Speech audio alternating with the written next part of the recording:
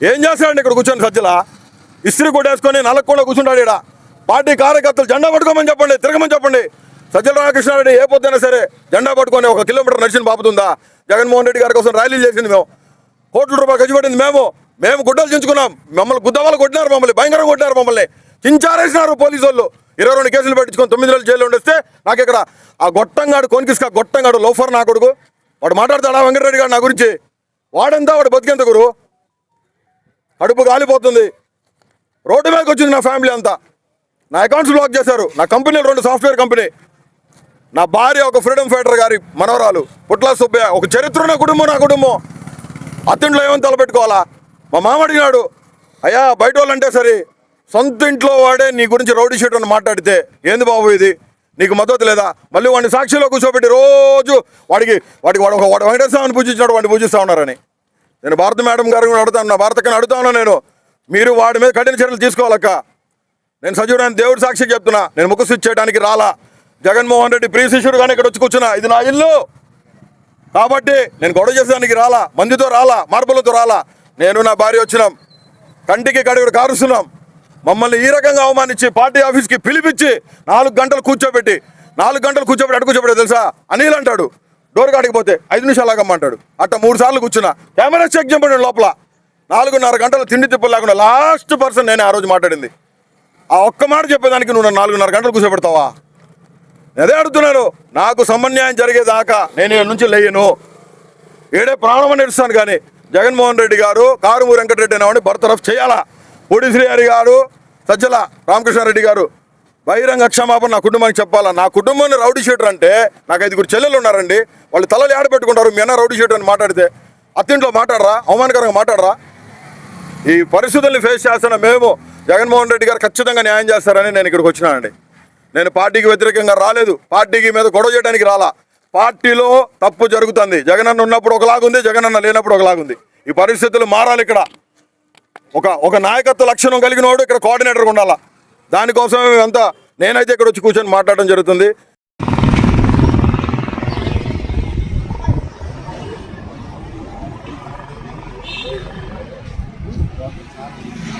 సరే నేను ఒక్క మంచినీళ్ళు కూడా తాగేదానికిలే. నేను చెప్తా ఉన్నా, నేను నాకు న్యాయం నాకు ఒకటే నాకు అవమానం జరిగిందన్నా. వాడేవాడు నన్ను రౌడీ షీటర్ అనేదానికి high court చెప్పిందన్నా, don't take coercive steps. దీని మీద మీరు మాకు ఎక్స్ప్లెనేషన్ ఇవ్వకపోతే మీకు మెమోలు దాఖలు చేస్తామని ఇలా వాళ్ళు 12 మంది పోలీస్ ఆఫీసర్కి కుటుంబ ప్రభుత్వం 12 మంది పోలీస్ ఆఫీసర్కి మెమోలు ఇచ్చిందన్నా నన్ను రౌడీ షీటర్ అన్నందుకు. ఎన్నోసార్లు ఫోన్ చేశాను ఈ విషయం. నేను జగన్మోహన్ రెడ్డి గారి పిఏ కేఎన్ఆర్కి 3 రోజుల క్రితమే నేను మెసేజ్ పెట్టిన. నాకు చాలా ఇబ్బందిగా ఉంది, జగన్మోహన్ రెడ్డి గారికి తెలియజేసి వెంటనే ఒకసారి ఫోన్ మాట్లాడుచున్నాను. అతను చెప్పడు సాక్షిలో ఏదైనా న్యూస్ ఇద్దామా వెళ్తే నా వైఫ్ సాక్షి వాళ్ళని పిలిస్తే మేడం మేము రావడానికి లేదు, సజ్జల ఇన్స్ట్రక్షన్స్ ఉన్నాయి, బోరుగడ్డ అనిల్ కుమార్ శివేది కవర్ చేయొద్దని. ఏం పాపం చేశాను నేను? ఏం పాపం చేశాను? మాకు ఈ స్థితితో కల్పించినారు. ఈ పొద్దు మీరు రోడ్డు మీదకి వచ్చేసింది ఫ్యామిలీ మాది మొత్తం. రాష్ట్రంలో వారం 10 రోజులుగా రాష్ట్రంలో అన్ని సమస్యలు పక్కకు పోయాయి. ఎస్పెషల్లీ గత 2-3 రోజులుగా వాళ్ళు క్రియేట్ చేస్తున్న ఒక యుఫోరియా బహుశా ఓ దేశానికి స్వాతంత్రం వచ్చినప్పుడు కూడా అట్లా ఉండనంతగా సంబరాలు ఏదో జరగాలని అక్కడ జరగట్లేదు. That's different issue. ఒక అద్భుతం జరిగిపోయిందని రాష్ట్రానికి ఇంతకాలం ఒక రాజధాని లేనిది ఇప్పుడు ఒక రాజధాని వచ్చిందని నిన్న చంద్రబాబు నాయుడు గారి మాటల్లో అది రాష్ట్రానికే కాదు దేశానికే ఒక గర్వకారణమైన ఇది విషయమని బహుశా ఢిల్లీని కూడా దాటేసి పోయినాడు. ఇవన్నీ మీరందరూ సెలబ్రేట్ చేసుకోండి. కాసేపు నేల మీద నిలబడి ఆలోచిద్దామని జగన్మోహన్ రెడ్డి గారు లాంటి వాళ్ళు చెప్తే నువ్వు ప్రజలను మోసం చేస్తున్నావు, మభ్య పెడుతున్నావు. Let us talk about the facts, realities. మరి క్వశ్చన్స్కి ఆన్సర్స్ ఏవంటే వాటిని అస్సలు ప్రస్తావించకుండా ఒక హోరు క్రియేట్ చేసి ఒక మాస్ మెస్మరిజం లాగా ఏదో చేసే ప్రయత్నం గత వారం రోజులుగా జరుగుతోంది. అమరావతికి చట్టబద్ధత, దాని లోతుకు ఎందుకంటే అదే ఒక సబ్జెక్టు. బట్ ఆయన గంటన్నర మాట్లాడిన దాంట్లో కూడా కొంత వేశాడు. చట్టబద్ధత అసలు పార్లమెంట్ కూడా లేదంట, అసెంబ్లీకి లేదంట. ఇదే దానికి ముందే ఆధారాలతో సహా చూపించాం. కేంద్ర ప్రభుత్వం అది రాష్ట్రానికి సంబంధించిన అంశం, మాకు సంబంధం లేని వ్యవహారం అని హైకోర్టులోనే అఫిడవిట్ వేసిన విషయం చూపించాం. అయినా సరే ఆయన చేస్తున్నాడు, చేశాడు. మరి ఇన్నాళ్ళు చట్టబద్ధత లేనట్టు అనే క్వశ్చన్ వస్తుంది. పోనీ ఇది చట్టబద్ధత సంబంధించినంత వరకు ఈరోజు నువ్వు చట్టం చేస్తే రేపు మళ్ళీ దాన్ని సవరించే అవకాశం లేదా అని జగన్మోహన్ రెడ్డి గారు అన్నందుకు చూడు సవరిస్తున్నాడు మళ్ళీ అని ఆయన మీద పడి ఏడుపులు. కానీ నిజంగా అది ఎవరికైనా ఆ డౌట్ వచ్చేది. ఇంకా శాశ్వతం ఇదంటే ఏది శాశ్వతం కాదనేది అందరికి తెలిసిందే. దట్ డజంట్ మీన్ దాన్ని ఏదో చేస్తారని కాదు. నువ్వు అనవసరమైన దాని మీద ఒక టాపిక్ రైజ్ చేసి 15, 16, 18లో ఎప్పుడో ల్యాండ్ పూలింగ్ అప్పుడు లేదా తర్వాత 20 మన ఆయన అప్పట్లో మోడీ గారిని పిలిచి ఫౌండేషన్ వేసినప్పుడు మళ్ళీ మొన్నెప్పుడో రీస్టార్ట్ అని పూనకం వచ్చినట్టు ఇచ్చేసినప్పుడు మళ్ళీ నిన్న దీనికి మళ్ళీ అదే షో రిపిటేషన్. మళ్ళీ ఆ మట్టి కుప్పం మీద పోయి పడుకుంటాడు, లేదా పార్లమెంట్లో వాళ్ళు పోయి దండాలు పెడతారు. దీన్ని అందరూ సెలబ్రేట్ చేసుకుని ఈసారి అయితే ఆదేశాలు కూడా వార్డు సెక్రటరియట్, విలేజ్ సెక్రటరియట్ లెవెల్కైతే సెలబ్రేషన్స్ కూడా చేయమని. ఇంకా చిత్రం ఏంటంటే జగన్మోహన్ రెడ్డి గారు తీసుకొచ్చిన వికేంద్రీకరణ ప్రతిపాదన ఏదైతే అప్పట్లో మేము అధికారంలో ఉన్నప్పుడు ముందుకు పెట్టారో దాని మేరకు చట్టం కూడా చేశాము. వైజాగ్ ఎగ్జిక్యూటివ్ క్యాపిటల్, ఇది legislative capital, Kurnool judicial capital అని. దాన్ని 3 ముక్కలాటని ఎగతాళి చేయడమే కాకుండా పేకాటతో పోలుస్తూ మరి ఆయన దృష్టిలో ఈ ప్రాంతాలన్నీ ఏమంటారు పేక ముక్కలేమో తెలియదు చంద్రబాబు నాయుడు గారి దృష్టిలో. అది ఆ రోజు ఈ రోజు కూడా అది కామెంట్ చేయడమే కాకుండా అక్కడ కూడా నిన్న దాని గురించి సెలబ్రేట్ చేసుకోవాలంట. ఇక్కడ సంబంధించినంత వరకు ఒక ప్రాంతానికి సంబంధించిన రాజధాని ఏదైనా డిక్లేర్ చేసినప్పుడు అది ఏదో అసాధ్యమైంది నువ్వు తీసుకొస్తే దాని గురించి ఎక్కడన్నా అందరు రాష్ట్రం అంతా ప్రౌడ్గా ఫీల్ అవుతాడు. That's okay. ఇది ఆల్రెడీ ఎగ్జిస్టింగ్ నువ్వు పెట్టావు, దాంట్లో రకరకాల మార్పులు జరిగాయి, మళ్ళీ తీసుకొచ్చావు. ఆల్రెడీ రాష్ట్రం మీద బరువు ఒక 50,000 కోట్లు 60,000 కోట్లు వేసావు. ఇప్పటికే ఇంకా అది 1,00,000 కోట్లు 2,00,000 కోట్లు చేస్తానంటున్నావు.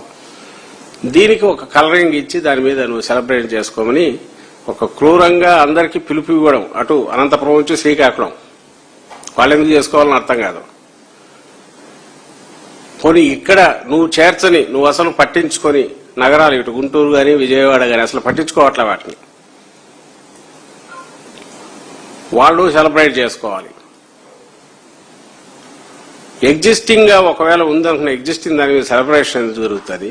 అయినా సరే కాలు ఇవ్వడం అనేది అంటే ఒక తెలియని ఏదో ఒక కండిషన్ లో జనాన్ని తోసి ఒక అద్భుతం జరిగిపోయిందని ఇంప్రెషన్ క్రియేట్ చేసి ఏమీ లేకపోయినా సరే ఆ ప్రాసెస్ లో తన పబ్బం గడుపుకోవాలనేది. అదే సమయంలో ఒక కరెక్ట్ నిజమైన క్వశ్చన్లు అందరూ వేసుకోవాల్సినవి జగన్మోహన్ రెడ్డి గారు రైజ్ చేస్తే, మా పార్టీ నాయకులు రైజ్ చేస్తే, మా పార్లమెంట్లో మా పార్టీ నాయకులు రైజ్ చేస్తే వాటిని ఎగతాళి చేయడమే కాకుండా వీళ్ళంతా అసలు ఏమేస్తున్నారో అర్థం కావట్లే. డెవలప్మెంట్, యాంటీ డెవలప్మెంట్ అను, యాంటీ ప్రోగ్రెసివ్ అను, యాంటీ స్టేట్ అను ఇలాంటి ముద్ర వేయాలనే ప్రయత్నం చేయడం. ఒక్కటంటే ఒక్కటి నేను ఆయన మాట్లాడిన వాటిలో ప్రతి మాటకు కావాలంటే వీడియో వేసి చూపొచ్చు. అన్ని అబద్దాలనే విషయం దాంట్లో తెలుస్తుంది. ఆయనవే ఉన్నాయి వీడియోలు, మనం ఎక్కర్లా, ఆయనవి ఉన్నాయి. ఇప్పుడు ఆయన పక్కన నిలబడిన ఆయన ఉప ముఖ్యమంత్రి పవన్ కళ్యాణ్ మాటలు ఉన్నాయి. వాళ్ళు గతంలో మాట్లాడిన మాటలు వేస్తేనే నిన్న ఏమంటారు, పవిత్రమైన మట్టి పార్లమెంట్ నుంచి తెచ్చి మోడీ గారు ఇచ్చారు, యమునా నది నీళ్లు తెచ్చి ఇచ్చారని నిన్న అన్న వ్యక్తి ఆ అద్భుతమైన దీనివల్లే, ఇక్కడ అన్ని దేవాలయాల నుంచి తెచ్చిన దీనివల్లే ఈరోజు ఇంతటి అద్భుతం జరిగిపోయింది, చట్టబద్ధత వచ్చింది, పార్లమెంట్లో యునానిమస్ గా అన్ని పార్టీలు సపోర్ట్ చేశాయన్న పెద్ద మనిషి చంద్రబాబు నాయుడు గారు మరి 17లో కటీఫ్ చెప్పాక బీజేపీతో 18లో అప్పుడు ఏదో ధర్మ పరిరక్షణ ఏదో చేసినట్టున్నారు ప్రభుత్వం ఖర్చుతో డబ్బులు పెట్టి ఢిల్లీలో. అక్కడ ఏమిచ్చినా పీఎం క్వశ్చన్ చేసి ఆయన మోడీ గారిని ఏమిచ్చినా ఇంత మట్టి చెంబు నీళ్లు ఇంత మట్టి ఇచ్చారని అనలేదా? అది అది ఆ రెండు పక్కన పెట్టిన ఆయన చెల్లించాడు. ఎందుకంటే ఆయన ఈ రోజు ఏమనాలో అదే అని అంటాడు. వాళ్ళ ఉప ముఖ్యమంత్రి అది ఒక ఎవరు రాజధాని కాదు, కొంతమంది వాళ్ళ కోసం కట్టుకుంటున్న ఇదని తను అన్నాడు. అవన్నీ ఉన్నాయి హిస్టరీ. అంటే ఎవరు దాంట్లో ధైర్యం ఏంటంటే రోజు సగటు మనిషి కానీ లేదా ఎవరు పనుల్లో వాళ్ళ ఇవన్నీ చూడరు కదా అనేది. ఊదర కొడితే దడదడదర కొడితే అవును నిజమే కావచ్చు అనుకుంటారు కదా. పోనీ మాలాంటి వాళ్ళం ఎవరన్నా రైజ్ చేశామనుకో, వాళ్ళకి పని బాటలేదు, యాంటీ డెవలప్మెంట్ యాంటీ స్టేట్ అని ముద్ర వేస్తే ఆయన చేతిలో ఉన్న ప్రాపగాండా మెషిన్ ఏదైతే ఆయన నిర్మించుకున్న వందల కొద్ది యూట్యూబ్ ఛానల్ కావచ్చు, అలాగే మెయిన్ స్ట్రీమ్ మీడియాలో ఆయన దోపిడీ గజదొంగల ముఠాలో పార్ట్నర్స్ కావచ్చు, వీళ్ళందరూ కలిసి దడదడ ఉదరగొడితే ఈ వాయిస్ పెద్ద వినపడదు కదా, ప్రతిపక్షంగా మేమున్న మా వాయిస్ వినపడదు కదా అనేది ఆయన బలమైన నమ్మకం కావచ్చు. దానివల్లే నిన్న ప్రతి మాటలో అబద్ధం మాట్లాడుతూ వచ్చాడు. ఒక్కటంటే ఒక్కటి నిజం లేదు. నేను ఇంకొక ఆశ్చర్యం మీరు గమనించింటారు అందరూ మాటల మధ్యలో. నిన్న ఈరోజు అదే పనిగా చూస్తూ వచ్చిన ఎక్కడన్నా ఒక్క మాట అన్నా ఏదేమనుకుంటే ఏదీ లేదు. పైగా జగన్మోహన్ రెడ్డి గారు వైఎస్ఆర్సీపీ ఈయన ఒక అద్భుతమైన ఇది చేస్తుంటే అమరావతి మీద కులముద్ర వేయబోయారట.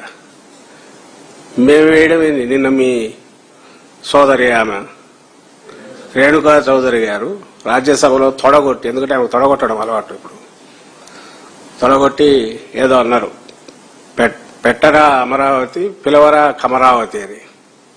అంతకుముందు ఆమె అన్నారు ఆమె కొండ మీద అమ్మవారు కిందకి అమ్మవారు అని. మేమంటున్నది కాదు. పాపం నాకు తెలిసి కమ్మవారు అందరూ కూడా అనుకుంటుంటారని అనుకోరు. ఎందుకంటే ఇది ఒక్కలంది కాదని వాళ్ళకు తెలుసు. కానీ నీకుంది, చంద్రబాబు నాయుడు గారికి ఉంది అనేది. ఎందుకుంది అనుకుంటున్నా అంటే నేను అనుకోవట్లా. ఆమె అంత మాట అంటే ఒక్కడంటే ఒక్కడు దాన్ని డినై చేయలే.